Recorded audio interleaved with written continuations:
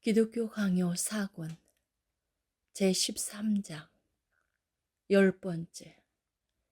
현재는 고대의 수도원 제도의 질서를 버리고 외식에 치중하며 사랑이 없음. 나는 여기서 모든 논의를 다 수행할 마음이 없다. 다만 나는 옛날에는 수도사들이 어떠했으며 그들의 수도원 사약이 어떠했는지를 간략하게 살펴보고 넘어가고자 한다. 이와 비교함으로써 식견 있는 독자들은 현재의 수도원 제도가 오랜 기원을 가지고 있다고 주장하는 자들의 모렴치가 얼마나 잘못되었는지를 판단하게 될 것이다.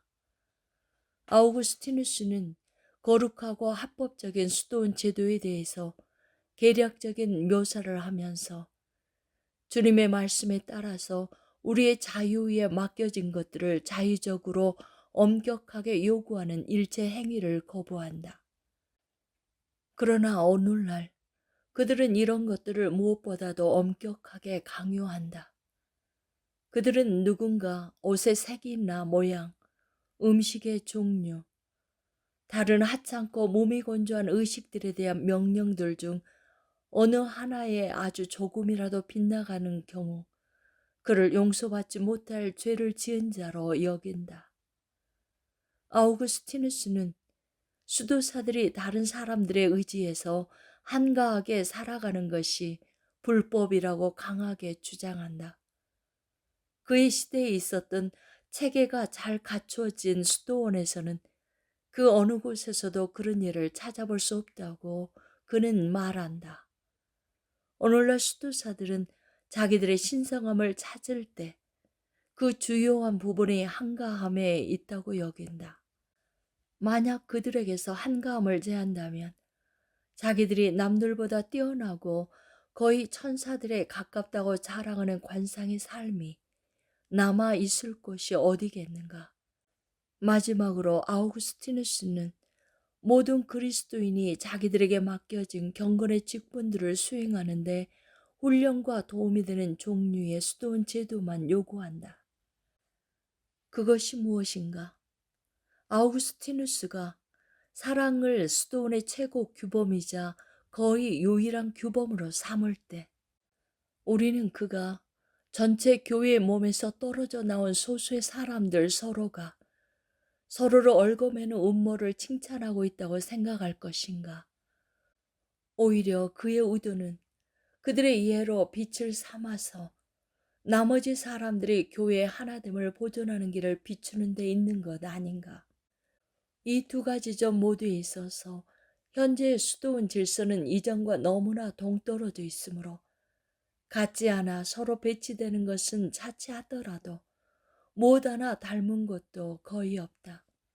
우리의 수도사들은 그리스도가 자기를 따르는 자들의 열의를 다하여 항구적으로 지키게 하시려는 뜻으로 명령하시는 그런 경건에는 만족하지 않는다. 대신에 그들은 모든 사람보다 더 완전해지려고 자기들의 관상을 추구하는 새로운 경건을 공상한다. 11번째. 수도원의 삶은 완전하지 않을 뿐더러 완전함에 이르는 과정도 아님.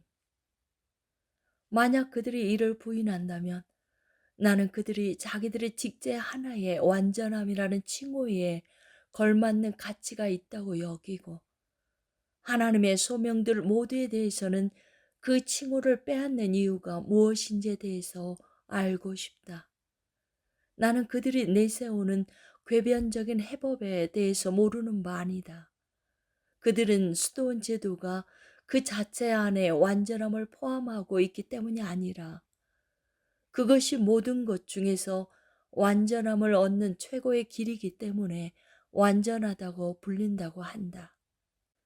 그들은 일반 성도들에게 자기들을 과시하려고 들 때, 배우지 못한 자들과 무지한 젊은이들에게 올가미를 놓으려고 들 때, 그들 자신의 특권들을 주장하려고 들 때, 다른 사람들에게 모욕을 가하여서 그들 자신의 가치를 끌어올리려고 들 때, 자기들이 완전함의 상태에 있다고 자랑한다.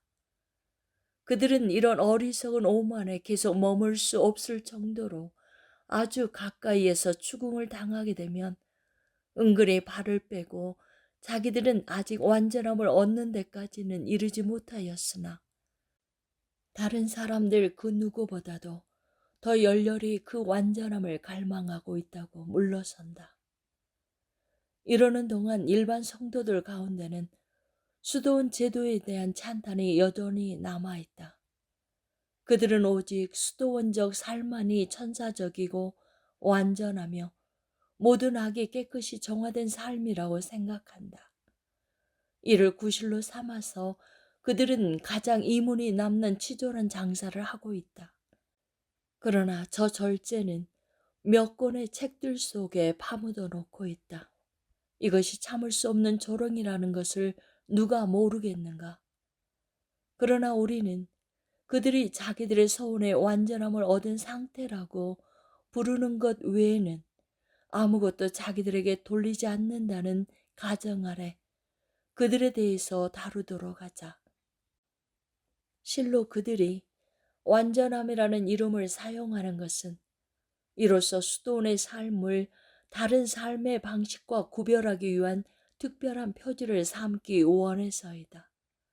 그들은 이 대단한 영예를 심지어 이를 인정하는 말도 한마디도 없는 제도에 부여하고 있는데 반해서 정작 하나님이 자신의 입으로 친히 명령하셨을 뿐만 아니라 고상한 이름들로서 장식하신 다른 소명들은 이에 비해서 무가치하다고 여기고 있으니 누가 이를 참을 수 있겠는가? 그들은 하나님이 정하시고 그 자신의 증언으로서 칭찬하신 모든 종류의 삶보다 이런 위조된 삶을 더 선호하고 있으니 원컨대 하나님 앞에서 그 불의가 얼마나 대단한지를 생각해 보라.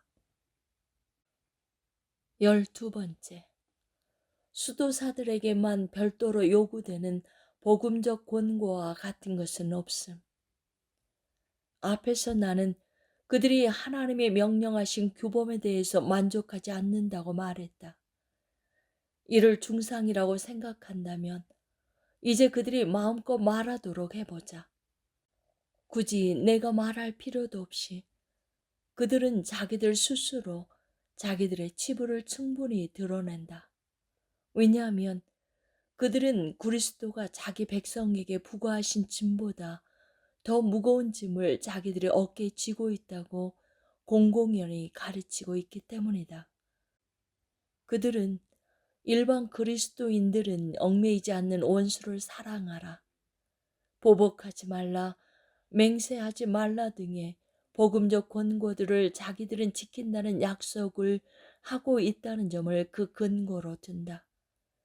그들이 여기에서 우리의 입장을 반박하면서 내세우려는 고대인의 모습은 무엇인가?